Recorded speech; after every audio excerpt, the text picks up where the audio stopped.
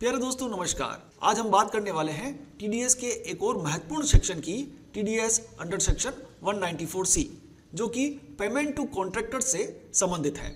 यदि आप टीडीएस के बारे में पूरी जानकारी चाहते हैं, टीडीएस कब डिडक्ट होता है, किसको डिडक्ट करना होता है, कौन कौन से महत्वपूर्ण सेक्शंस हैं, तो उनकी सारी जानकारी आपको हमारे पुराने वीडियोस से मिल सकती है और उन वीडियोस के लिंक मैंने इसी वीडियो के डिस्क्रिप्शन में डाल दिए हैं। आज हम विशेष तौर से बात करने वाले हैं टीडीएस अंडर सेक्शन 194C की। जैसा कि अभी मैंने आपको बताया कि यह सेक्शन विशेष तौर से कॉन्ट्रैक्टर्स और सब कॉन्ट्रैक्टर्स को हमारे द्वारा किए गए पेमेंट्स पर टीडीएस डिडक्ट करने की बात कहता है।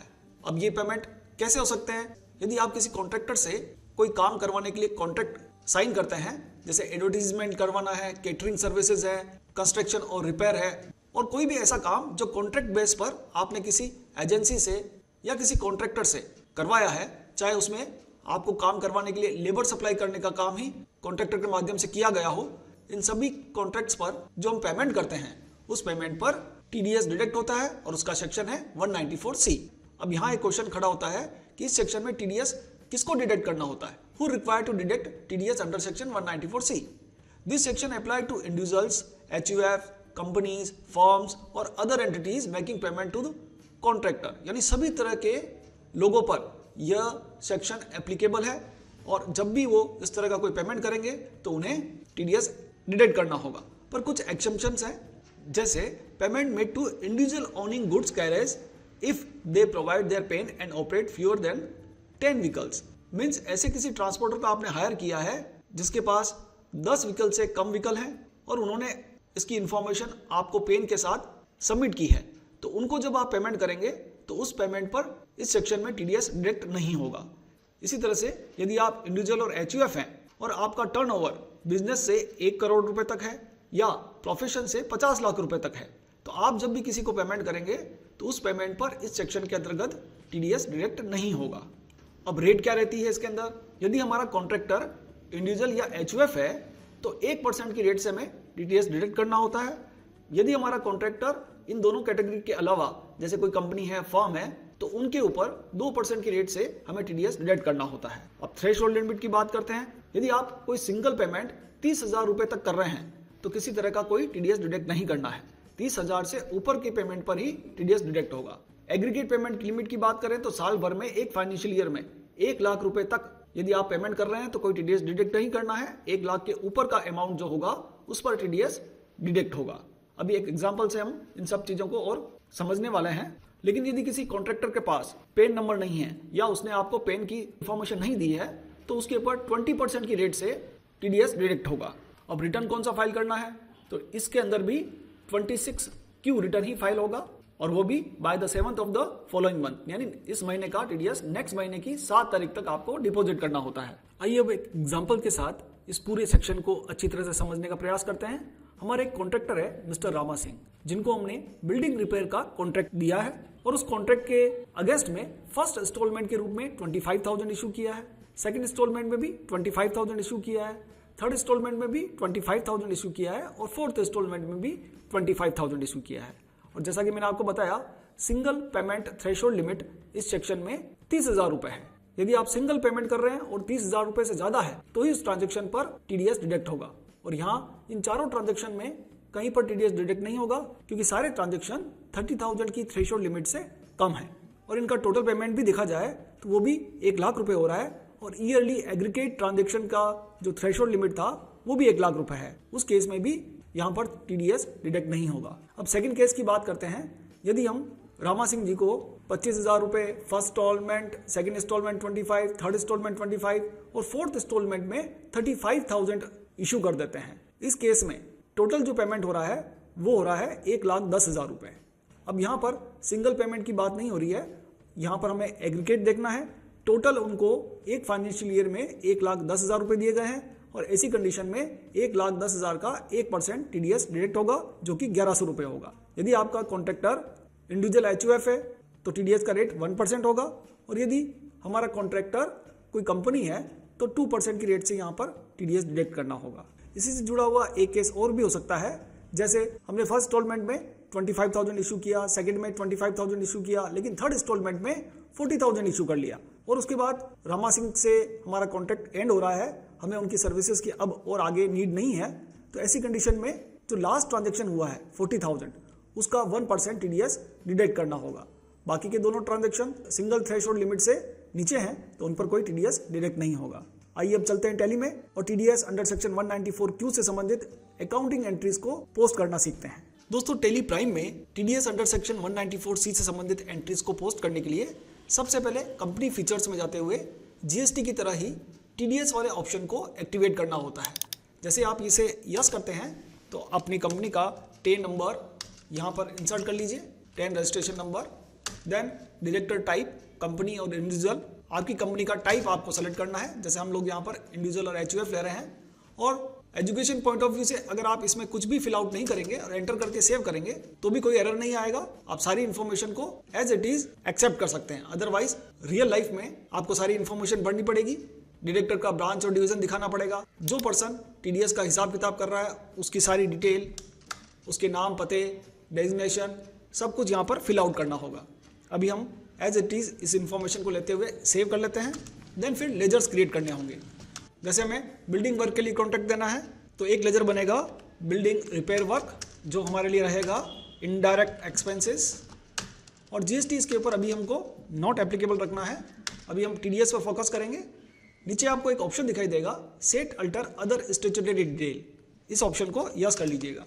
जैसे आप इसे यस करेंगे टैली आपसे पूछेगा इज TDS एप्लीकेबल, क्या आप इस वर्क पर TDS अप्लाई करने वाले हैं, तो अनडिफाइंड की जगह आपको लेना है applicable.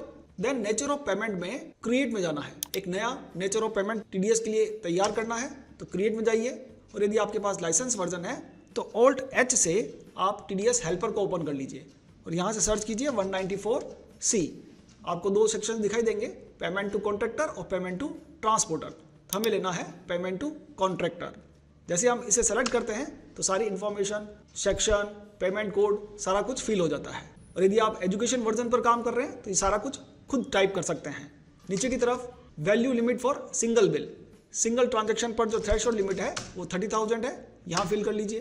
Then rate of individual और HUF 1% है और अदर डिडक्टिव टाइप कंपनी के लिए इसकी रेट 2% है। विदाउट पेन ये 20% रहेगा और थ्रेशोल्ड लिमिट, एग्जम्पशन लिमिट जो है वो 1 लाख रुपए है, सालाना 1 लाख रुपए। दोस्तों, हो सकता है कि आपको इस सेक्शन से रिलेटेड सारे ऑप्शंस अपनी स्क्रीन पर दिखाई ना दें, तो उसके लिए एक बार F12 प्रेस कीजिएगा और यहाँ पर ऑप्शन दिए गए हैं अलाउ सिंगल बिल वैल्यू, इसे यस कर लीजिए। Then allow tax rate without PAN, इसे यस कर लीजिए। Allow calculating tax on value exceeding the threshold और एग्जेप्शन लिमिट, इस ऑप्शन को यस कर लीजिए। इससे सारे ऑप्शंस आपको दिखाई देने लगेंगे। इस तरह से सारी इन्फॉर्मेशन फिल आउट करते हुए इसे सेव कर लीजिए। देन फिर दूसरा लेजर हमें बनाना है पार्टी का रामा सिंह, जो हमारे कॉन्ट्रैक्टर हैं, ये हमारे लिए सैलरी क्रेडिटर होंगे। नीचे एक ऑप्शन फिर से मिलेगा इस TDS डिडक्टेबल, आपको इसे यस करना है और रामा सिंह का नेचर यहाँ सेलेक्ट करना है, डिडक्टिव का टाइप, जिसका TDS हम डिडक्ट करने वाले हैं वो किस टाइप का पर्सन है। तो यहाँ फिर से हम ले लेते हैं इंडिविजुअल HUF रेजिडेंट। नीचे फिर से टैली आपसे पूछेगा deduct TDS in same voucher, इस ऑप्शन को यस रखिएगा और जो नेचर ऑफ पेमेंट हमने अभी क्रिएट किया था पेमेंट टू कॉन्ट्रैक्टर्स, उस सेक्शन को इस लेजर के साथ लिंक कर दीजिए। देन एंटर करते हुए पेन नंबर डालना बिल्कुल नहीं भूलना है। यदि आप पेन नंबर की इन्फॉर्मेशन नहीं देंगे तो 20% की रेट से TDS डिडक्ट होने लगेगा। पेन नंबर इनपुट करने के बाद GST रजिस्ट्रेशन टाइप में हम अनरजिस्टर्ड कंज्यूमर ले लेते हैं और इसे सेव कर लेते हैं। अगला लेजर बनेगा TDS ऑन बिल्डिंग रिपेयर, इसे हमें रखना होगा ड्यूटीज एंड टैक्सेस ग्रुप में। ड्यूटी टाइप होगा TDS और सेक्शन सेलेक्ट करना है पेमेंट्स टू कॉन्ट्रैक्टर और इसे भी सेव कर लीजिए। अब दोस्तों एंट्री पास करनी है। एंट्री परचेज वाउचर में भी की जा सकती है और जनरल वाउचर में भी। हम फर्स्ट केस को पहले डिस्कस कर रहे हैं जिसमें 25,000 के हमने पेमेंट किए हैं। तो ऐसी कंडीशन में पहले मैं परचेज वाउचर का यूज़ करते हुए आपको एंट्रीज पोस्ट करके दिखाता हूँ कि किस तरह से यहाँ पर पोस्ट होगा। पार्टी हमारी रामा सिंह, इनसे हमें बिल मिला है बिल्डिंग रिपेयर वर्क और फर्स्ट इंस्टॉलमेंट हमने 25,000 का इशू कर दिया है। 25,000 इट मीन्स थ्रेशोल्ड लिमिट से कम है, कोई TDS डिडक्शन नहीं होगा।